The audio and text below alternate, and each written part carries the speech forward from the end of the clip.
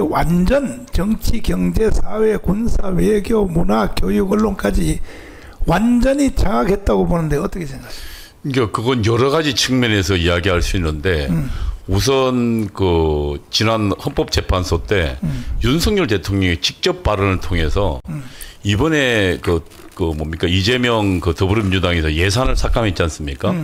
근데 우리는 사실 그 내용을 몰랐습니다. 구체적 내용을. 근데 딱 보니까 북한이 정말로 길길이 뛰고 북한이 꼭 필요한 예산, 그러니까 우리 대한민국 꼭 필요하고 북한에서는 절대적으로 반대해야 될 그런 예산만 탁 다 빼버렸습니다.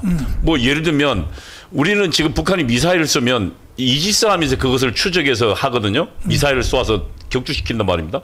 그 예산을 아예 100% 빼버렸어요.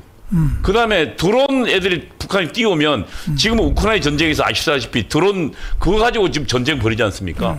근데 그 예산을 아예 100% 없애버렸습니다. 이게 사실은 누구 북한에 지령받지 않으면 불가능한 거거든요. 그런데 사실은 예산 문제 이미 더불어민주당 깊숙이 장악됐고 언론 마찬가지죠. 그러면 이제 더불어민주당까지 그렇다면 지금 목사님 그동안 이야기했지만 그 암울한 얘기 대한민국 전체가 지금 북한에 장악됐다라는 이야기가 그 실체가 이제 서서히 드러나고 있다고 봐야 됩니다, 목사님. 김학선 교수님. 예. 나는 대한민국이 북한에 일단 연방제로 1년 동안은 시달려 봐야 국민들이 정신을 차릴 것 같아요.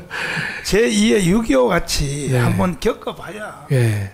왜냐하면 이게 안 겪어보면요 국민들이 정신을 못 차리거든. 한번 당해봐야 된단 말이야. 이미 벌써 6.25가 일어난 지가 몇 년 됐어요? 70년 됐습니다. 70년. 예. 그러니까요 사실은 30년 단위 안에 전쟁이 한번 일어나야 되거든요. 네. 그래야 국민들이 깨어난다고. 그런데 예? 너무 오래됐기 때문에 이게 국민들이 지금 정신이 나간 거예요. 어떻게 생각하세요? 우리 이장님 무슨 새로운 뉴스 있어요? 지금? 없어요. 없고. 목사님 말씀하신 대로 참 우리가 목사님 오죽 속이 상하시면 그런 말씀 하시겠어요. 그런데 저는 이제 목사님께서 늘 걱정하신 것 중에 하나가 목사님이 예컨대 입신하면서 환상 중에 맞아요. 대한민국이 한번 엄청난 고통을 겪고 맞아요. 통일된다는 말씀을 계속 하셨잖아요. 그렇죠. 그러니 그 말씀 우리가 마음에 새기지 않을 수가 없지 않습니까? 그래서 우리가 늘 목사님께서도 우리 대한민국은 니느웨 같은 방법으로 저희 큰 고통을 당하지 않고 대한민국이 통일되어 옳다라고 계속 말씀을 하시는 거잖아요. 네. 그 하나님께서 니느웨를 진멸하려고 하다가 요나를 통해서 요나가 뭐 그 당시도 뭐 선교를 제대로 하긴 했습니까?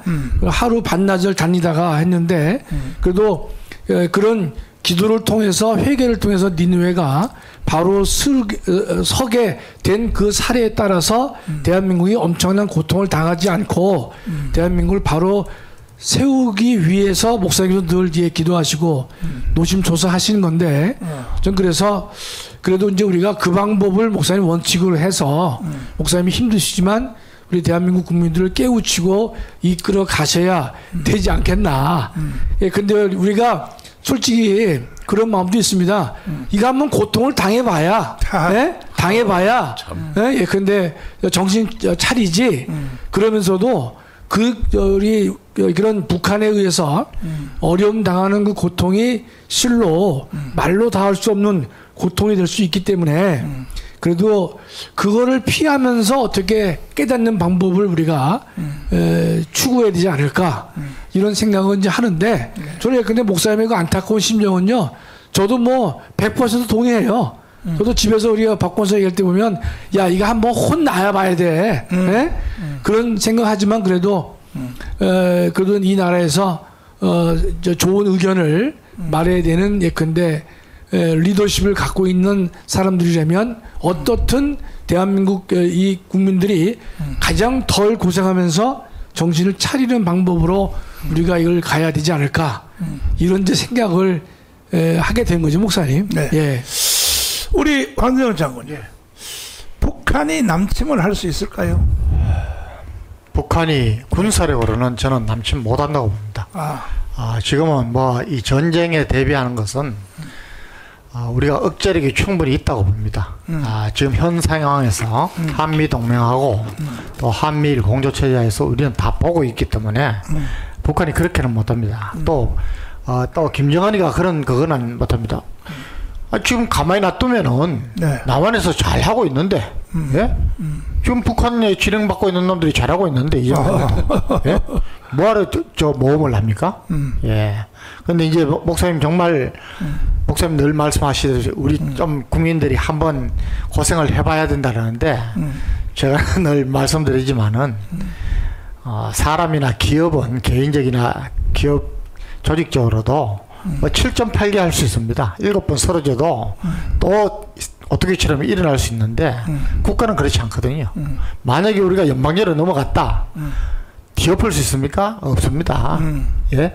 지금 이렇게 우리가 호소를 하고 해도 우리 국민들께서 참 조금만 관심을 가져주시면은 알 수 있는 일도 에서 외면하는데 절대 그런 건 아니라고 보고 정말 저는 이번 이 대통령 선거가 마지막 기회라고 보고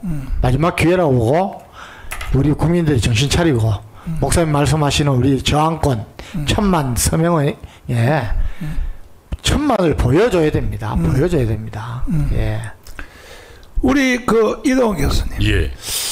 이제는 뭐 내가 볼 때 북한이 남침할 가능성은 이제 물리적인 남침은 거의 불가능한다고 보니까 근데 이미 벌써 이재명과 또 그 개딸들 주사파 또 무슨 좌파에 의해서 그냥 북한한테 나라를 갖다 바칠 것 같아 스스로.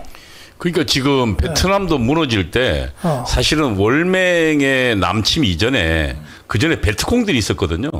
그래서 베트콩들이 정부 그 기밀도 넘어지고 이미 그 전에 사실상 베트콩에 포섭된 나라 예를 들어서 자유 월남이 거의 붕괴 직전에 가 있었습니다. 무기도 다 넘겨, 정보도 다 넘겨. 그리고 월맹이 넘어왔을 때 압도적인 무기도 아무 역할을 못했거든요.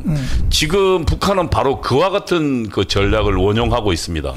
그래서 사실은 지금 이런 상태로 가면 북한이 무력 전쟁할 필요가 없습니다. 내부적으로 무너지고 그다음에 내부적으로 그 주사파가 뒤에서 조정하는 정부 들어서면 그 정부의 지령만 내리면 됩니다, 북한이. 그럼 뭐 자전지 알아서 갖다 바칠 텐데요. 그리고 목사님 그거 보셨습니까? 문재인이 김정은하고 회담할 때 문재인이 아예 그냥 상전 모시듯이 하지 않습니까? 그렇지. 그 이야기 뭐냐면 지령의 주체가 북한이라는 거거든요. 그렇지. 그럼 뭐 북한은 지령만 내리면 되니까. 그럼 사실상 전쟁이 필요 없는 그래서 사실 이런 것을 전복전이라 그럽니다. 그러니까 전쟁이 없이 내부에서 뒤집어서 아예 그냥 정권을 이제 혁명을 일으키는 것. 네. 지금 그 단계에 막바지 단계에 이르렀다고 보는 거죠, 목사님. 김학선 교수님. 예. 이제 사법부도 이제 두 손 들고 무너졌고. 네. 우리가 유일하게 의지할 것은 그래도 사법부밖에 없었는데 네. 이것도 이제 무너졌고 국회는 완전히 이재명이가 다 틀어지고 네, 일극체제가 됐죠. 일극체제가 다 되었고 그러면 결국은 이미 벌써 중국과 북한 체제하고 거의 같이 됐다고 보는데 네.